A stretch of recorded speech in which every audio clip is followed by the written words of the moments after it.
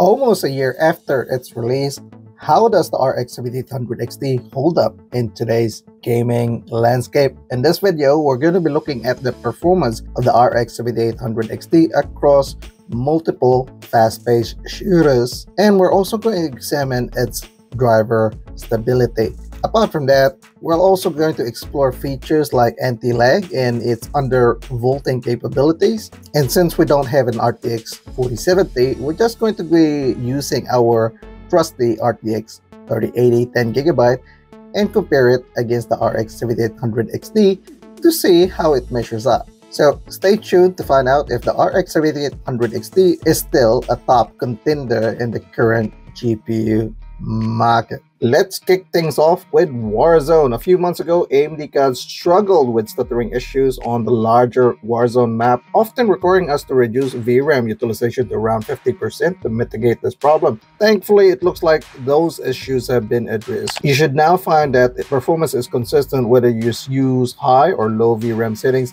However, if you're still encountering these stuttering issues, sticking with the 50% VRAM would be a good workaround. In terms of performance, whether you're playing native 1440p or using FSR3 upscaling, the difference is quite minimal. During our testing on this specific map, we then maxed out our GPU utilization, so it seems best to play at native resolution for maximum visibility.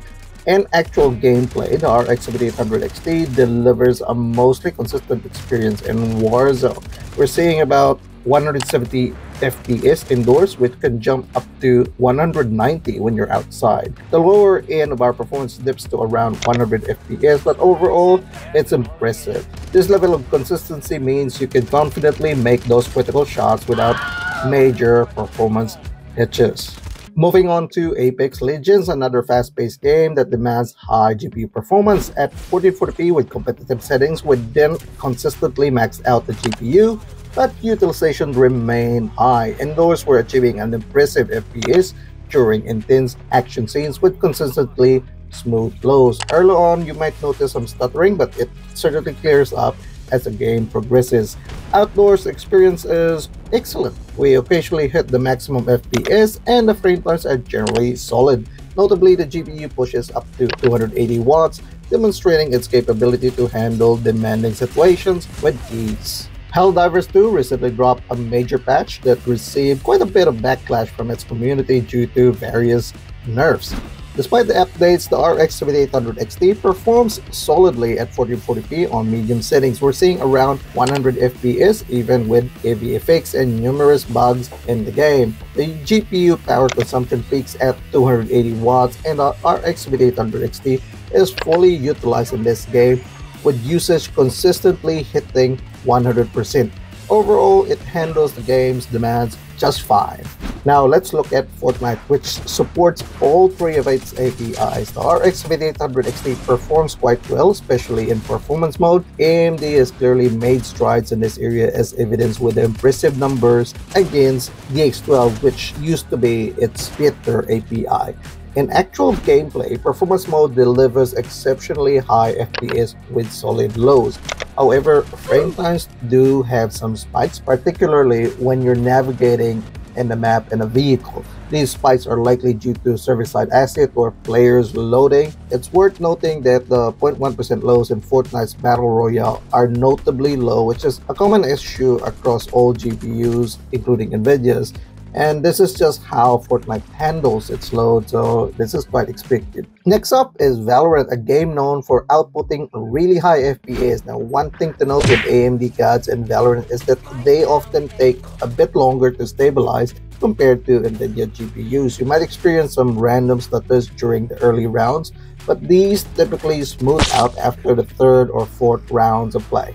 At 1440p competitive, the RX 7800 XT delivers impressive performance with FPS soaring above 500. We didn't push the GPU to its limits, but performance remains very solid all throughout. We haven't enabled lows metrics for this game because they can be a bit skewed by factors like the buy screen or Omen's shadow abilities. Overall, the RX 7800 XT performs very well in Valorant. Let's dive into PUBG, a DX11 title that places a significant load on the GPU. With the RX 7800 XT, we're approaching a near maximum GPU utilization. At 1440p, FPS is pretty impressive, reaching around 250 with relatively steady low. Frame times are consistent mostly when you are in a local area. However, like in our previous situations, we did encounter occasional stutters when moving across the map in a faster paced vehicle, and this is a known issue with PUBG. There's nothing you can do about this. Despite these hiccups, the overall experience with the RX 7800 XT and PUBG's DX11 Enhanced API is quite positive. Let's take a closer look at the RX 7800 XT versus the RTX 3080 10GB to see how they stacked up. Starting with Warzone, the RX 7800 XT offers higher raw FPS, showing off its potential for strong performance. However, the RTX 3080 delivers a more consistent experience with higher lows, making gameplay smoother during intense moments. It's a noticeable shift from last year's performance where AMD had a stronger showing in this particular game. In Helldivers 2, the RX 7800 XT shines, clearly outperforming the RTX 3080 at 1440p medium settings. Here, the RX 7800 XT's superior raw power is evident, delivering excellent frame rates across various scenes. For players who value raw output, the RX 7800 XT is the clear choice for this game. Moving to PUBG, the RX 7800 XT demonstrates a solid lead in more stable scenarios, offering smooth performance during less intensive moments. However, the RTX 3080 shows its strength when the action heats up, overtaking the RX 7800 XT in these demanding scenes. This highlights that both GPUs have their moments depending on the game's intensity. In Fortnite's performance mode, the RTX 3080 edges out with higher overall FPS, but the RX 7800 XT counters this with superior performance in the lows. This means that while the RTX 3080 gives you more frames overall, the RX 7800 XT can offer a smoother experience and intense build fights. However, in DX12 mode, the RX 7800 XT struggles, maxing out its utilization but still falling behind the RTX 3080, showing a clear advantage for the Nvidia GPU. In Valorant, it's a decisive win for the RTX 3080. Even though Valorant is more CPU bound, the choice of GPU still impacts overall performance. The RTX 3080 not only delivers higher FPS but also maintains significantly better frame rate stability, providing a more smoother and more responsive experience, which is crucial in this competitive title.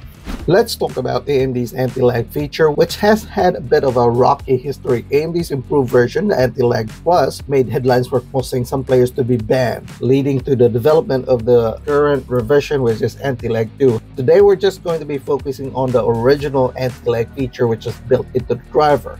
Now, in Warzone, the results are disappointing. While it once provided a noticeable improvement, it now makes little to no difference in terms of performance or frame time stability. In Valorant, enabling anti-lag leads to a significant drop in FPS, which is counterproductive for a feature aimed at competitive gaming. It seems to hurt more of your lows rather than helping at all. As for PUBG, the effect is minimal in terms of standard running benchmark, but we see a slight improvement on more demanding scenarios. This suggests that some potential benefits, although it could be a bit inconsistent for PUBG. When the RX 7800 XT first came out, we were able to squeeze out extra performance by undervolting our ASRock Steel Legend card to 1000 millivolts, which provided a nice boost while reducing power consumption and at the same time thermals. We decided to try the same thing, undervolting with the same technique, and initially it did improve the performance slightly without any additional power draw. However, unlike our previous test, the current driver version proved to be less stable. After an hour of gaming, we did experience some crashes, so to regain stability, I had to dial the voltage up to 1050 millivolts, which is still good compared to its stock settings. Even a year after its release, the RX 7800 XT still excels in raw rasterization performance in certain titles. However, it does have its challenges, especially when you compare it against an older RTX 3080, which often delivers more consistent and stable gameplay in some situations. If you're interested in games like these and hardware. We're always keeping an eye out on hardware performance and gaming. So make sure you're subscribed to the channel if you want to be up to speed with these things. And if you're curious about how things were for the RX 7800 XT 6 months ago, click this video right here, and I'll see you guys over there.